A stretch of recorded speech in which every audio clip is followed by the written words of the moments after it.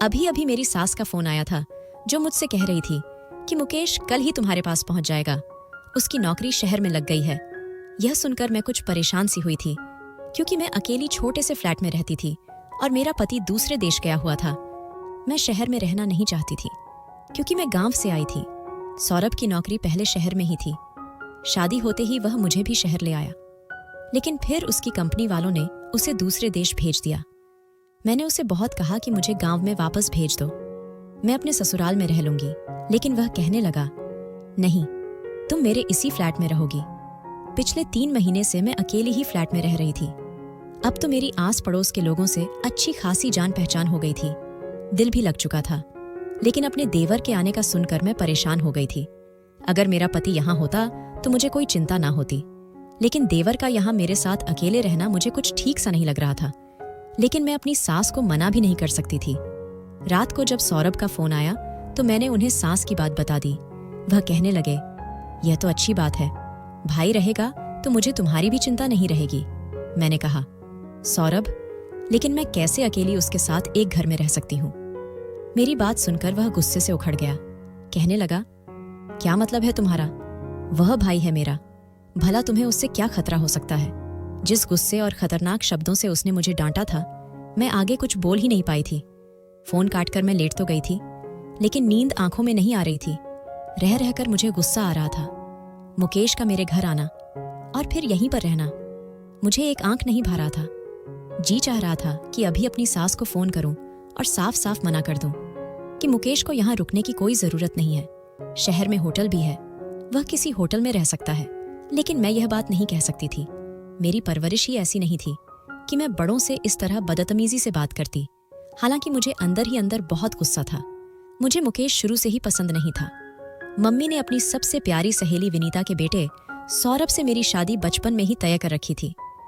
मैं उनको ज्यादा तो नहीं जानती थी, लेकिन जब भी हमारे घर कोई फंक्शन होता या फिर मम्मी की सहेली के घर कोई फंक्शन होता तो सब लोग इकट्ठे होते थे और मेरी मुलाकात सौरभ से हो जाती थी। वो बहुत ही सुलझे हुए मिजाज का इंसान था, लेकिन मुकेश उतना ही बातूनी और कुछ लोफर टाइम का लड़का था। लड़कियों से हंस हंस कर बातें करना, उनके आसपास घूमना और खूब हंसी मजाक करना उसकी आदत थी। जो बातें मैंने उसके बारे में गांव की लड़कियों से सुन रखी थी, मैं उसे नजर भरकर देखना भी पसंद नहीं करती थी। जब हम बच्चे जवान हुए और अपनी अपनी पढ़ाई से फ्री हुए, वैसे ही हमारे माँ बाप ने मिलकर मेरी और सौरभ की शादी कर दी। हमारी शादी को अभी ज्यादा समय नहीं हुआ था, सिर्फ 4 महीने ही हमारी शादी को हो पाए थे। सौरभ की एक बात मुझे बहुत अजीब लगी थी। शादी की पहली रात भी सौरभ ने मुझे हाथ नहीं लगाया था। कहने लगे, भले ही हमारी शादी बचपन से तय थी, लेकिन हम एक दूसरे को अच्छे से जान नहीं पाए हैं। मैं चाहता हूँ कि पहले हम एक दूसरे को अच्छे से जान ले, समझ ले, तभी हम रिश्ते की शुरुआत करेंगे। मुझे हैरत तो हुई थी, लेकिन फिर भी मैं सौरभ की बात मान गई थी। सौरभ शादी के 15 दिन बाद ही मुझे शहर लेकर आ गए थे और अभी तक हमारे बीच कोई भी संबंध नहीं बना था। और फिर 15 दिन ही हम शहर में रह पाए थे कि कंपनी की तरफ से सौरभ को विदेश जाना पड़ा। और अब 3 महीने से सौरभ विदेश में ही थे और मैं यहाँ फ्लैट में अकेली रह रही थी। और आज की खबर ने मुझे अंदर तक बेचैन करके रख दिया था। मेरे देवर मुकेश का मेरे घर आना और फिर उसके साथ एक ही घर में रहना। नौकरी लग जाने का मतलब तो यही था कि वह अब कई महीने तक यहीं रहेगा। हो सकता है कि नौकरी पक्की हो जाए तो हमेशा हमेशा के लिए यही रहे। और फिर सौरभ तो 6 महीने से पहले आने वाले नहीं थे। मैं सोच सोच कर परेशान हो रही थी। अगले दिन मैंने उसकी पसंद का खाना बनाया था, क्योंकि मेरी सास ने खास तौर से कहा था कि मुकेश को राजमा चावल बूंदी का रायता और कढ़ाई पनीर बहुत पसंद है, इसलिए उसी की पसंद का खाना बनाना। 7 बजे मेरे घर की डोरबेल बजी। मुझे मालूम था कि मुकेश ही होगा। मैंने दरवाजा खोला तो वह सामने मुस्कुराता हुआ मुझे देख रहा था और बड़े निस्कोच और सीधा अपना बैग लेकर अंदर आ गया। कहने लगा, ओहो, ये बस का सफर भी थका के रख देता है। अब मैं 2 दिन तक मस्त सोऊंगा। फिर मुझे कहने लगा, भाभी, मेरा कमरा कौन सा है? मेरे इस फ्लैट में बस 2 ही तो कमरे थे। मैंने दूसरे कमरे की तरफ इशारा कर दिया। उस कमरे में ज्यादा फर्नीचर नहीं था।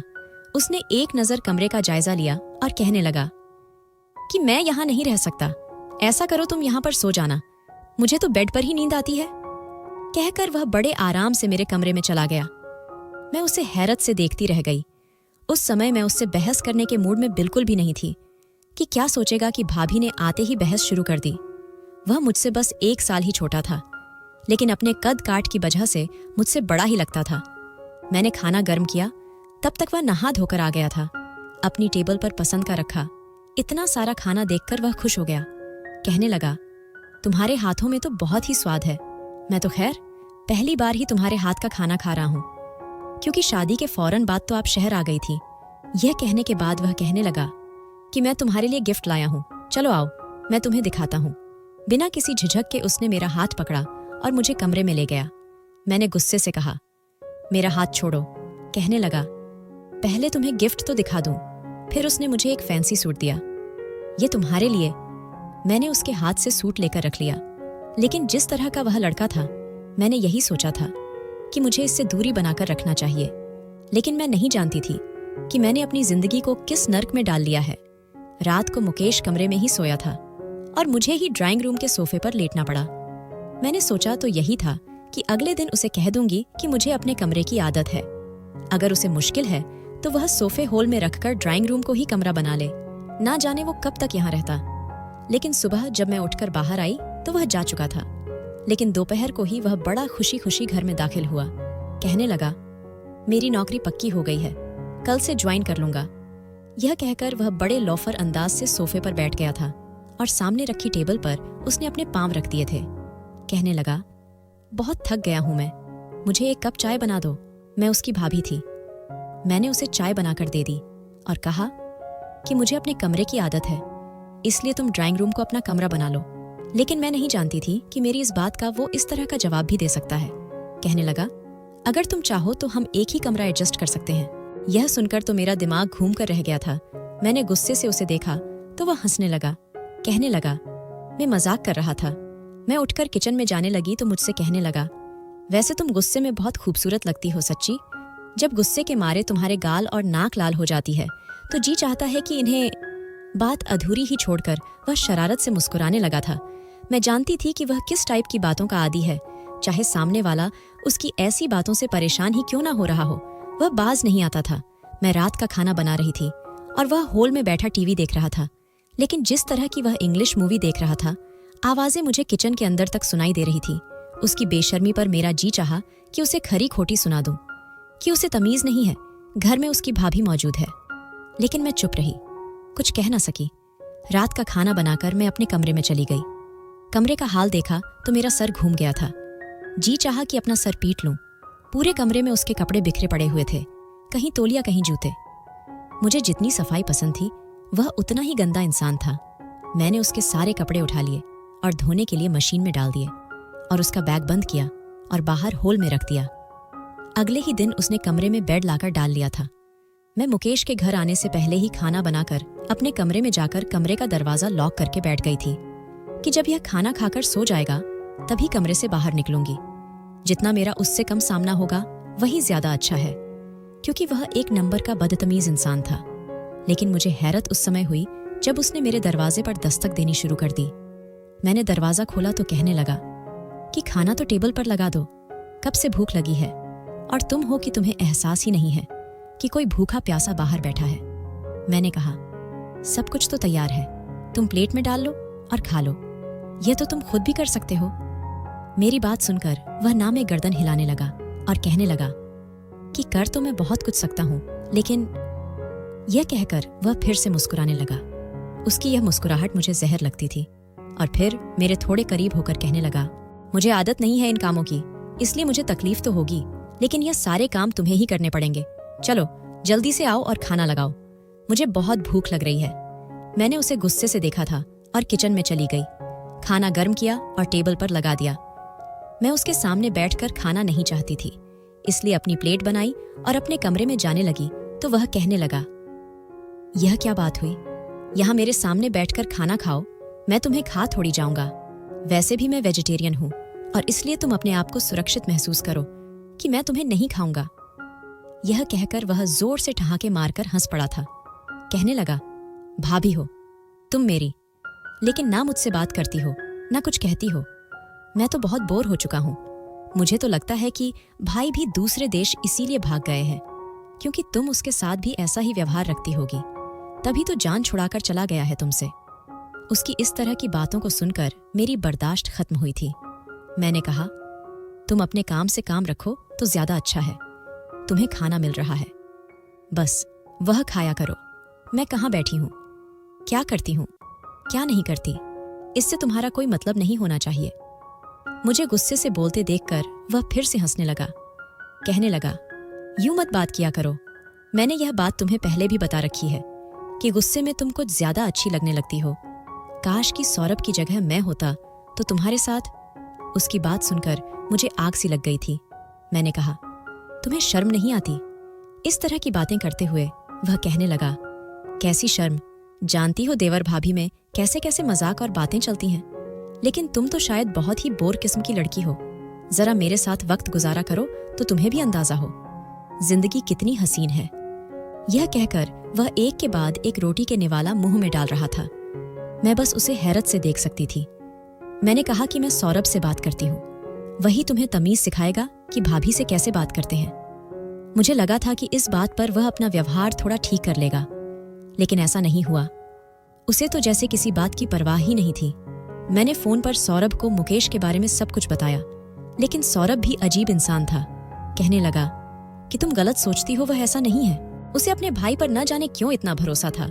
एक शाम जब मुकेश ऑफिस से घर आया तो कहने लगा, सुनो, मेरे सर में बहुत तेज दर्द है, ऐसा करो मेरे सर की हल्की हल्की मसाज कर दो, उसके बाद ही मैं खाना खाऊंगा। मुझे उसकी बात पर गुस्सा आ गया। वह तो ऐसे हक जताकर बात करता था जैसे वह मेरा पति हो और मैं उसकी पत्नी हूँ। आज तक उसने कभी मुझे भाभी कहकर नहीं बुलाया था। मैंने कहा, तुम कोई पेन किलर खा लो और थोड़ी देर बाद खाना खा लेना, जब सर का दर्द रुक जाए तब। लेकिन वह भी जिद पर आ गया। कहने लगा, नहीं, तुम ही मेरे सर की मसाज करोगी, तभी मेरे सर का दर्द ठीक होगा, वरना मैं खाना खाऊंगा, नहीं तो मैं भूखा ही सो जाऊंगा। मजबूरन मैं उसके कमरे में तेल की शीशी लेकर चली गई और उसके सर पर तेल से हल्की हल्की मसाज करने लगी। वह बेड पर लेटा हुआ था और मैं उसकी दूसरी साइड पर बैठी उसके सर की मसाज कर रही थी। वह मुझे एक तक देखे जा रहा था। एक दो बार मेरी नजरें उसकी नजरों से टकराई तो उसकी आंखों में बेशुमार शरारत भरी हुई थी। मुझे उसके इस तरह देखने पर गुस्सा आने लगा। मैंने कहा, तुम आराम से मसाज करवाओ और अपनी आंखें नीचे रखो। तुम मुझे यूं घूर घूर कर क्या देख रहे हो? मेरी बात सुनकर वह जोर से हंस पड़ा। कहने लगा, देख रहा हूं तुम कितनी मासूम और प्यारी हो, तुम्हें देखते ही मेरा दिल मेरे बस में नहीं रहता। मैंने गुस्से से तेल की बोतल वहीं रखी और कमरे से निकलने लगी। पीछे से मुझे उसकी हंसी सुनाई दी। कहने लगा, अरे मैं तो मजाक कर रहा था, तुम तो नाराज हो गई। मसाज तो कर दो। सच में बहुत मजा आ रहा था। मैंने उसकी एक ना सुनी और कमरे से बाहर निकल आई। दरवाजा बंद करने से पहले मैंने कहा कि खाना टेबल पर लगा दिया है, खा लेना, मैं सोने जा रही हूं।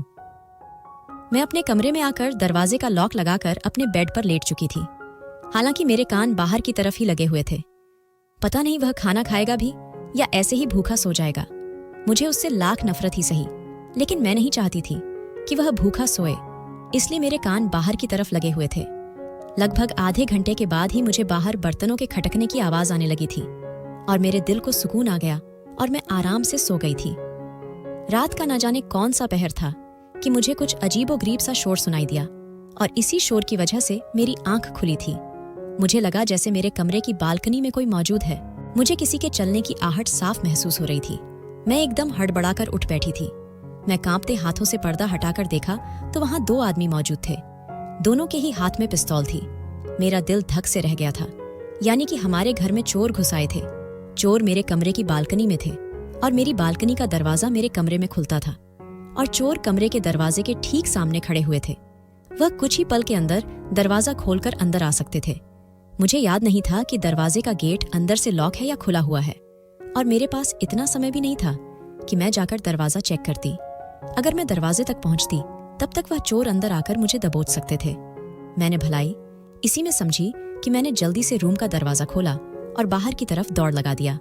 कमरे से बाहर निकलने से पहले मैंने कमरे को बाहर से लॉक कर दिया था, लेकिन यह मेरी गलत फहमी थी, क्योंकि मेरे कमरे में खिड़की थी और उस खिड़की को अंदर से खोलकर कमरे की कुंडी को बाहर से आसानी से खोला जा सकता था। मैं हर बड़ाहट में मुकेश के कमरे के दरवाजे को खटखटाने लगी। वह भी गहरी नींद से उठ गया और मुश्किल से ही आंखें खोलकर मुझे हैरत से देखने लगा। मेरे चेहरे की बदहवासी देखकर मुझे पूछने लगा, क्या हुआ है? मैं फौरन से उसे पीछे धक्का देकर उसके कमरे में आ गई। मैंने उसके कमरे का दरवाजा अंदर से बंद कर लिया और कुंडी भी लगा दी। यह देखकर वह बहुत हैरान था। मेरी हालत ठीक नहीं थी। डर की वजह से मैं कुछ बोल नहीं पा रही थी। मैंने मुश्किल से कहा कि मेरे कमरे में चोर। मेरी बात यहीं तक पहुंची थी कि कमरे के दरवाजे पर दस्तक हुई। यह सुनकर तो मेरे रही सही हिम्मत भी जवाब दे गई थी। अपने कमरे की दस्तक की आवाज सुनकर मुकेश भी घबरा गया था, लेकिन मेरी हालत तो यह थी कि मेरा दिल ही धड़कना बंद हो गया था। और फिर मैं नहीं जानती थी क्या हुआ कि डर के मारे उसके सीने से लग गई और उसके कमर को दोनों हाथों से जकड़ लिया। मैंने कहा, बाहर चोर हैं। यह लोग मेरे कमरे में थे। मुझे डर लग रहा है। डर के मारे मुझे लग रहा था कि शायद मेरी जान ही निकल जाएगी। मुझे अपनी इस गलती का बिल्कुल भी एहसास नहीं था कि मैं क्या कर रही हूँ। मैं कसकर मुकेश की कमर को जकड़े हुए थी और उसके सीने से लगी डर के मारे मैं कांप रही थी। शायद मैं बहुत ज्यादा डर चुकी थी। कमरे में दोबारा से दस्तक होने लगी। बाहर जो भी था वह कहने लगा कि दरवाजा खोलो। मैंने मुकेश से कहा कि दरवाजा मत खोलना, यह हम दोनों को मार डालेंगे। मैंने उनके हाथों में बंदूक देखी है। मैं उसके सीने से लगी। यह सब कह रही थी। वह मुझसे कहने लगा कि तुम परेशान मत हो, यह लोग अंदर नहीं आ सकते, दरवाजा लॉक है। उसने मुझे खुद से दूर करना चाहा, लेकिन मैं डर के मारे उसके सीने से लगी रही। वह मुझे अपने साथ लगाए बेड तक ले आया, फिर मुझे बेड पर बिठाया, खुद भी मेरे बराबर में बैठ गया। कहने लगा, डरो मत, मैं हूं ना। दरवाजे पर फिर से दस्तक हुई थी। इस बार बहुत ही तेज आवाज में एक आदमी ने कहा कि दरवाजा खोलो, वरना हम दरवाजा तोड़ देंगे। यह सुनकर मैं उसका हाथ अपने दोनों हाथों में जकड़ लिया। शायद हमारी किस्मत ही खराब थी कि हम दोनों का फोन ही हमारे पास नहीं था। मैं बदहवासी से भागते हुए अपना फोन अपने कमरे में ही छोड़ आई थी और मुकेश ने अपना फोन बाहर हॉल में चार्जिंग पर लगाया हुआ था, क्योंकि मुकेश के कमरे में बोर्ड तो था, लेकिन फोन रखने की कोई जगह नहीं थी। इसलिए सोने से पहले मुकेश अपना फोन हॉल में ही चार्जिंग पर लगा देता था। मैंने कहा, तुम बाहर नहीं जाओगे? वह कहने लगा, ये मेरा कुछ भी नहीं बिगाड़ सकते, मेरा हाथ छोड़ो। यह कहकर उसने अपना हाथ मेरे हाथ से छुड़ा लिया। उसके बाद उसने एक दराज से पिस्टल निकाली। यह देखकर तो मेरा दिल जैसे थम सा गया था। मुझे यह डर लगने लगा कि कहीं वह आपस में भीड़ न जाए, कहीं वह लोग उसे ही गोली न मार दें। फौरन से उठकर मैं मुकेश के पास आ गई। मैंने कहा, ये तुम क्या कर रहे हो? कहने लगा, मैं कोई डरपोक दिल थोड़ी हूं, उनका मुंह तोड़ना अच्छे तरीके से जानता हूं। बस तुम कमरे से बाहर मत निकलना। मैं रोने लगी और उसे कहने लगी कि भगवान के लिए तुम कहीं मत जाओ, यह ना हो कि वह तुम्हें मार डाले। वह कहने लगा कि तुम परेशान मत हो, अगर हम यहाँ कमरे में भी बैठे रहे तब भी वह लोग कमरे का दरवाजा खोलकर अंदर जरूर आएंगे, इसलिए हमें हिम्मत से काम लेना होगा। मुझे लड़ना भी आता है और गोली चलाना भी। यह कहकर वह कमरे से बाहर चला गया। मैंने कमरे का दरवाजा बंद कर लिया। फिर मुझे बाहर बहस की और चीख पुकार की आवाज आने लगी थी। मेरा दिल डर की वजह से थर थर कांप रहा था। ऐसा लग रहा था जैसे वह लोग आपस में लड़ रहे हैं, और मेरा दिल अंदर ऐसे धड़क रहा था कि जैसे किसी बेलगाम घोड़े की तरह से भाग रहा हो। मेरे होंठ सफेद पड़ चुके थे, मेरे रंगत फीकी पड़ गई थी। मैं दोनों मुट्ठियां बंद किए बेड पर बैठी थी और बुरी तरह से कांप रही थी कि कहीं अगर मुकेश को कुछ हो गया तो वह लोग मेरे साथ भी ना जाने क्या करेंगे। डर के मारे मेरी हालत खराब होने लगी थी। मुझे लगा जैसे मेरा दम घुट रहा है, और तभी मुझे गोली के चलने की आवाज आई थी। मैं नहीं जानती थी कि कब और कैसे, लेकिन मैं होश की दुनिया से बेगानी हो चुकी थी। शायद डर के मारे मैं बेहोश हो चुकी थी। मेरी आंख चिड़ियों के चाहने से खुली थी। एकदम ही मैं उठकर बैठ गई तो देखा कि मैं मुकेश के बिस्तर पर लेटी हुई थी। मेरे बाल भी बिखरे हुए थे, लेकिन मैं अकेली उसके कमरे में थी। एकदम तो मुझे यह समझ नहीं आया कि मैं उसके कमरे में आई कैसे, लेकिन फिर रात वाला हादसा मुझे याद आने लगा, और जिसे याद करते ही मेरे होश उड़ गए थे। मुझे तो यह तक नहीं मालूम था कि बाहर हुआ क्या था। मैं फौरन से उसके कमरे से बाहर आई तो मुकेश सोफे पर बैठा सिगरेट पी रहा था। उसके बाजू में पट्टी बंधी हुई थी और सर पर भी जख्म का निशान था। यह देखकर मैं उसके पास आ गई। मैंने कहा, तुम यहाँ और वह लोग? मुकेश कहने लगा, उनको पुलिस ने पकड़ लिया है, वह पुलिस की हिरासत में है। यह कहकर वह मुझसे नजरें चुराने लगा था। मैंने कहा कि तुम्हारे बाजू पर क्या हुआ है? वह कहने लगा कि लड़ाई के दौरान उन लोगों ने मुझ पर गोली चलाई थी, लेकिन वह मेरे बाजू से छूकर गुजरी थी, इसलिए मैं हॉस्पिटल में पट्टी करवा कर आया हूं। तुम शायद बेहोश हो गई थी, इसलिए तुम्हें किसी चीज की खबर नहीं थी, लेकिन अब तुम बिल्कुल भी चिंता मत करो, सब कुछ ठीक है। वह मुझे नजरें चुराई बातें कर रहा था। मैंने भी भगवान का धन्यवाद किया कि चलो मुकेश को कुछ नहीं हुआ और वह लोग पुलिस की हिरासत में पहुंच गए थे। लेकिन उस दिन के बाद से मैं बहुत ज्यादा डर गई थी। पता नहीं क्यों मुकेश भी चुप चुप सा रहने लगा था। अब वह पहले जैसे शरारत बात बात पर हंसना, मेरे साथ मजाक करना बिल्कुल बंद कर चुका था। मुकेश को मैं जैसा समझती थी वह वैसा नहीं था और अब तो काफी संजीदा सा हो गया था। मुझसे ज्यादा बात भी नहीं करता था, पता नहीं क्यों, लेकिन वह बहुत ज्यादा सिगरेट पीने लगा था।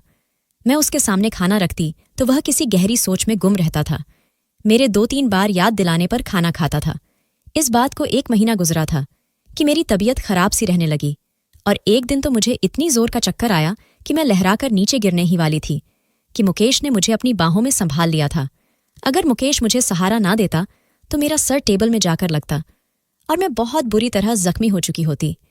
मुकेश ने मुझे सहारा देकर सोफे पर बिठाए, कहने लगा, तुम अपना बिल्कुल भी ख्याल नहीं रखती हो, अपना ख्याल रखो। देखो कैसी फीकी सी पड़ गई है, शायद कमजोरी की वजह से तुम्हें चक्कर आ गया है। मुकेश ही मुझे डॉक्टर के पास लेकर गया था, लेकिन मैं डॉक्टर के कमरे में अकेले ही गई थी। उसने कुछ टेस्ट लिख कर दिए, उसकी रिपोर्ट भी फौरन आ गई थी। लेकिन जैसे ही वह रिपोर्ट आई उसने मेरे होश उड़ा दिए थे। वह डॉक्टर कहने लगी कि तुम प्रेग्नेंट हो। यह सुनकर तो मैं चक्कर खाकर रह गई थी। मेरा पति तो पिछले 3-4 महीने से मेरे साथ नहीं था और सबसे बड़ी बात, मेरे पति ने तो मुझे आज तक हाथ भी नहीं लगाया था। तो इसका मतलब मुकेश ने ही मेरे साथ, मगर कब और कैसे मुझे तो बिल्कुल याद नहीं आ रहा था। मेरा दिमाग बिल्कुल खाली हो चुका था। मैं सोच सोच कर परेशान थी कि उसने मेरे साथ ऐसा कब किया, क्योंकि ना तो मैं किसी नशे की दवाई ले रखी थी, ना ही मुझे कोई ऐसी नशीली चीज खिलाई गई थी। फिर मैं प्रेग्नेंट? मुझे याद आने लगा कि जिस दिन हमारे घर चोर घुस आए थे, मैं डर की वजह से बेहोश हो गई थी और उसके बाद से मुकेश का रवैया भी बिल्कुल बदल गया था। वह खोया खोया सा रहने लगा था और बिल्कुल चुप सा हो गया था। कहीं उसी रात तो मुकेश ने मेरे साथ, इस सोच ने तो मेरे होश गुम कर दिए थे। उसने मेरी बेहोशी का नाजायज फायदा उठाया था, वह भी ऐसे वक्त पर जब मुझे उसके सहारे की जरूरत थी। मैंने अपने बहते आंसू पोंछे और डॉक्टर के कमरे से बाहर आ गई। वह सामने ही बैठा हुआ था। मुझे देखकर मेरे पास आ गया, कहने लगा, क्या हुआ? डॉक्टर क्या कह रही है? मैं उसे क्या जवाब देती? मैंने उसे कुछ नहीं कहा। मैंने सोचा था कि घर जाकर उसे पूछूंगी कि उसने मेरे साथ ऐसा क्यों किया। मैं उसके भाई की पत्नी थी, उसे शर्म आनी चाहिए थी ऐसा सब कुछ करते हुए। लेकिन घर जाकर तो मेरे होश उड़ गए थे। सामने ही सौरभ खड़े मुस्कुरा रहे थे, कहने लगे, कैसा लगा मेरा सरप्राइज? मैं देखकर दंग रह गई थी। मेरा दिल धक से रह गया था। लेकिन मैंने देखा कि सौरभ को देखकर मुकेश कुछ ज्यादा ही परेशान सा हो गया था। मैं सौरभ के पास चली गई। उस समय मैं इस कदर अंदर से दुखी और टूटी थी कि मुझे कुछ समझ नहीं आ रहा था कि क्या करूं। मैं सौरभ के साथ लगकर रोने लगी कि उन्हें कैसे बताऊं कि उनके भाई ने मुझे बर्बाद कर दिया है। मैं तो मुश्किल समय में उसके पास इसलिए गई थी कि मुझे लगा था कि वह मुझे पनाह देगा, लेकिन मैं नहीं जानती थी वह मुझे बर्बाद करके रख देगा। सौरभ मेरा सर सहलाने लगे और कहने लगे, मैं आ तो गया हूं, तुम्हें तो खुश हो जाना चाहिए, तुम रो क्यों रही हो? लेकिन अगले ही पल जो हुआ, ऐसा लगा कि जमीन आसमान मेरे आंखों के नीचे एक हो गए हो। क्योंकि थोड़ी देर में मुकेश भी सौरभ के करीब आ गया, लेकिन उसके बाद जो हरकत उसने की, मैं चौंक गई। उसने मेरा बाजू पकड़ा और एक झटके से मुझे सौरभ से अलग कर दिया। यह देखकर सौरभ भी हैरान थे। मुझे सौरभ से पीछे करके मुकेश कहने लगा, दूर रहो। इससे मुकेश के बोलने का अंदाज बहुत ही सख्त था। सौरभ गुस्से से कहा, यह क्या बदतमीजी है? यह तुम क्या कह रहे हो? तुम ऐसी हरकत कर भी कैसे सकते हो? और उसके बाद जो बात मुकेश ने कही, मेरे तो पैरों तले से जमीन निकल गई थी। कहने लगा, तुम अच्छी तरह से जानते हो कि मैं क्या कह रहा हूं। ये मेरी पत्नी है, तुम्हारी नहीं, और यह बात तुम्हें भूलना नहीं चाहिए। इसलिए तुम मेरी पत्नी को अपने आप से दूर ही रखो, उसके करीब जाने की कोशिश भी मत करना। मुकेश के मुंह से यह शब्द सुनकर मैं हैरत से कभी मुकेश का तो कभी सौरभ का मुंह देख रही थी। मुकेश के मुंह से यह बात सुनकर मुझे लगा कि शायद सौरभ उसका गला ही दबा देंगे, लेकिन सौरभ ने कुछ भी नहीं कहा, बल्कि सौरभ के चेहरे पर एक मायूसी फैल गई थी। मुकेश कहने लगा, याद है ना कि जब फेरे हुए थे उस समय चेहरे पर सेहरा डालकर तुम्हारी जगह मैंने फेरे लिए थे। पंडित जी ने शादी के जितने भी मंत्र और विधि विधान किए थे वह सब मेरे और रानी के लिए किए थे। उस समय रानी का हाथ मेरे हाथ में था, तुम्हारे हाथ में नहीं। तुमने तो रानी से शादी करने के लिए मना कर दिया था। हाँ, यह अलग बात है कि मैं यह सब तुम्हारे कहने पर किया था, क्योंकि तुम्हें रानी पसंद नहीं थी। तुम विदेश जाना चाहते थे और वहीं की लड़की तुम्हें पसंद थी और उसी से तुम शादी करना चाहते थे, और जिसकी खातिर तुम हिंदुस्तान छोड़कर वहां चले गए थे। यही कहा था ना तुमने कि अभी फिलहाल के लिए तुम रानी से शादी कर ली, क्योंकि तुम वापस नहीं लौटोगे, और जैसे ही कुछ साल गुजरेंगे तो फिर तुम रानी को तलाक दे दोगे। यह ड्रामा भी खत्म हो जाएगा। मुझे यह बताओ कि तुम वापस क्यों आए हो? तुम्हें तो एक विदेशी लड़की से प्यार हो गया था और तुम उसी से शादी करने वाले थे। फिर तुम अकेले वापस क्यों आए हो? तुमने उस लड़की से शादी नहीं की। मैं तो यह सुनकर अपना गम भूल बैठी थी। यह सब मैं क्या सुन रही थी? सौरभ कहने लगे कि मुझे उस लड़की ने धोखा दिया है, इसलिए मैं वापस लौट कर आया हूं। इसलिए तुम अब रानी को तलाक दे दो, मैं इससे शादी कर लूंगा। यह सुनकर मुझे लगा जैसे मैं कोई खिलौना हूं। मैंने कहा, मुझे बताएं, बगैर कौन से खेल खेले हैं? आप दोनों भाइयों ने मेरे साथ एक दुनिया के सामने मुझसे शादी करता है, क्योंकि उसकी माँ ने बचपन से मुझे उसके नाम के साथ बांध रखा था, और फिर मुझे बिना छुए ही इंतजार का कहकर दूसरे देश चला जाता है। फिर दूसरा भाई आकर मेरे साथ वक्त गुजारता है, बिना मुझे बताएं मेरे साथ रिश्ता बनाता है। मैं तो तड़प रही थी कि देवर के हवस की निशानी अपने शरीर में लिए अस्पताल से वापस आई हूं, लेकिन मुझे नहीं पता था कि मेरे साथ कौन सा घिनौना खेल खेला गया है। यह बात सुनकर तो मुकेश और सौरभ दोनों ही हैरान हो गए थे। मैं फूट फूट कर रोने लगी। मैंने अपने पर्स से रिपोर्ट निकालकर उन दोनों के मुंह पर दे मारी। सौरभ कहने लगे, यह तुमने क्या किया है? तुम्हें शर्म नहीं आई? मुकेश के शब्द और भी तेज थे। कहने लगा कि यह मेरी पत्नी है, इसलिए मुझे अपने किसी भी काम पर कोई शर्मिंदगी नहीं है। यह अलग बात है कि जब मैं रानी के साथ फेरे लिए थे, उस समय मेरे दिल में रानी के लिए कुछ भी नहीं था, लेकिन अब मैं रानी से मोहब्बत करने लगा हूं और उसके बगैर जीने की सोच भी नहीं सकता। यह कहकर उसने मेरा हाथ पकड़ा और घर से बाहर ले गया। मैंने कहा, मेरा हाथ छोड़ो, मुझे तुम्हारे साथ भी नहीं रहना। तुमने धोखे से मुझसे शादी की और फिर मेरी बेहोशी का नाजायज फायदा भी उठाया, लेकिन मुकेश ने मेरी कोई बात नहीं सुनी और मुझे गांव ले गया। मुकेश ने ही मेरी सास को और मेरे माँ बाप को सारी हकीकत बताई थी। सारी हकीकत जानकर सब लोग हैरान रह गए थे। सबने सौरभ और मुकेश को बुरा भला कहा था। सौरभ से तो मेरी सास ने बात करना ही बंद कर दिया था। सौरभ भी गांव नहीं आए थे, वह अपने इस फ्लैट में रहकर कोई नौकरी करने लगे थे। इधर मुकेश मेरा बहुत ख्याल रखता था, मेरी हर चीज का ख्याल रखता, लेकिन मैं उसे सीधे मुंह बात भी नहीं करती थी। वह मेरी किसी भी बात का बुरा नहीं मानता था, मेरा ख्याल रखता रहा। लेकिन 6 महीने बाद ही मैंने एक मरे हुए बच्चे को जन्म दिया। बच्चा समय से पहले ही जन्म लिया था, इसलिए वह जिंदा नहीं था। मैं जब से शहर से गांव आई थी, बहुत ज्यादा परेशान रहती थी, ठीक से खाना भी नहीं खाती थी और बहुत ज्यादा डिप्रेशन में रहती थी। शायद यही वजह रही होगी कि मैंने बच्चे को समय से पहले ही जन्म दे दिया था, जैसे ही मेरी तबीयत खराब हुई थी। मुकेश मुझे शहर की एक सबसे अच्छे हॉस्पिटल में लेकर आया था। मेरी हालत भी ठीक नहीं थी, और जब मेरी तबीयत थोड़ी संभली तो मुकेश ने एक DNA रिपोर्ट मेरे सामने रख दी, जिससे यह साबित हुआ कि यह बच्चा उसका नहीं है। वह कहने लगा, जिस रात वो डाकू आए थे, उन्होंने मेरे बाजू पर गोली मारी और मेरे सर पर पिस्टल से मारा, और मैं बेहोश हो गया था। मैं नहीं जानता कि फिर क्या हुआ था, लेकिन जब मुझे होश आया तो वह दोनों घर से जा चुके थे। कमरे का दरवाज़ा टूटा हुआ था, और जब मैं कमरे में आया तो तुम्हारी हालत देखकर मैं समझ गया था कि वह तुम्हारे साथ गलत हरकत कर चुके हैं। तुम बहुत ही गलत हालत में बेड पर लेटी हुई थी। मैंने ही तुम्हारे कपड़े ठीक किए थे। जब तुम्हारी रिपोर्ट मैंने देखी तो मुझे यही ठीक लगा कि मैं तुम्हें अपना लूं, क्योंकि तुम्हारा इसमें कोई कसूर नहीं था। जो कुछ भी हुआ वह एक हादसा था। मैं पथराई हुई आंखों से कभी उसे देख रही थी तो कभी उस रिपोर्ट को। मुझे समझ नहीं आ रहा था कि मैं चीख मार मार कर आंसू बहाऊं या फिर भगवान का धन्यवाद करूं, जिसे मुकेश के रूप में मुझे इतना अच्छा पति दिया था। मेरी आंखों से आंसू निकलता देखकर मुकेश मेरे करीब आ गया। उसने अपने हाथों से मेरे आंसू साफ किया और मेरा सर अपने कंधे पर टिका लिया। मुकेश का स्पर्श पाते ही मैं और भी तड़प तड़प कर रोने लगी थी। मैंने कहा, मुकेश, मुझे माफ कर दो। मैं तो तुम्हें बहुत ही नीच इंसान समझ रही थी, लेकिन तुम्हारी जैसी महानता तो मैंने आज तक किसी में नहीं देखी। मेरी वजह से आज तक तुम्हें बहुत दुख पहुंचा है, मुझे माफ कर दो। मुकेश धीरे धीरे मेरी पीठ को सहला रहा था। कहने लगा, माफी मांगने की कोई जरूरत ही नहीं है। मैंने कभी तुम्हारे बारे में कुछ गलत नहीं सोचा। मुझे पता था जो तुम्हारा व्यवहार मेरे साथ है वह नेचुरल है। कोई भी लड़की ये बर्दाश्त नहीं कर सकती थी जो तुम्हारे साथ हुआ था। मैंने सुकून से आंखें मूंद ली थीं। मेरे दिल में मुकेश के लिए ढेर सारा प्यार उमड़ आया था। घर आने के बाद मुकेश ने मेरी बहुत देखभाल की थी। धीरे धीरे मेरी तबीयत संभल गई थी और मैंने उसके बाद खुशी खुशी मुकेश को अपने पति के रूप में स्वीकार कर लिया था।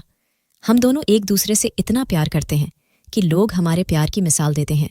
मुकेश की हमराही मैं बहुत खुश हूँ और खुशी खुशी जिंदगी गुजार रही हूँ। दोस्तों, वीडियो कैसा लगा? कमेंट कर ज़रूर बताएं। वीडियो को लाइक और चैनल को सब्सक्राइब ज़रूर कर देना।